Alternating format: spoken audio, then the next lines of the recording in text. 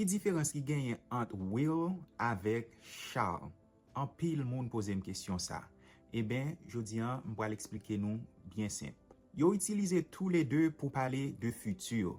Mais jounen jodi an, dans anglais américain, shall pas tellement utilisé. Premièrement, on gade ki lè nou utilize will. Nou utilize will pour tout bagay na fait dans avenir, ou bien pour une décision nous prendre en moment, ou bien pour prédiction ak promesse, yon volonté ou bien yon intention. Par exemple, I will call you later. M'apre l'hôpital. She will help you.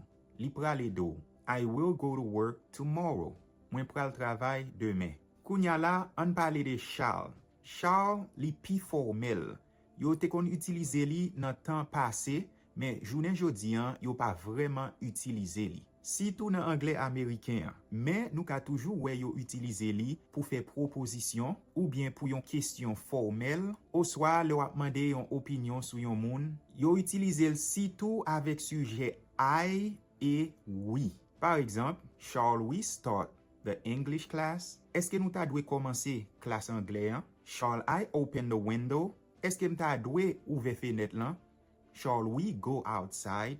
Est-ce que nou ta dwe ale deyo? Kon sa tou, yo utilize li pou obligasyon nan yon kompagnie quelconque. Tankou nan kontra yo, ou kapab wè, employees shall wear an ID badge when working. Employé yo dwe pote yon badge identifikasyon le yo nan travay. Ki donc là, c'est une obligation pour tout employé yo pote yon badge identifikasyon. Ki donc pour finir, yo plus utiliser will pour parler de futur dans la vie chaque jour. Et puis shall plus utilisé dans situation formelle, ou soit le wap fait une proposition ou bien dans cas politesse. Dans phrase ça, est-ce que tu as utilisé will ou soit shall?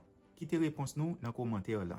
En passant, m'a invité nous pour nous inscrire dans Mario's English Academy, côté que n'a aidé parler anglais à travers pratique et puis des leçons qui bien structurées. Thank you for watching and see you on the next video.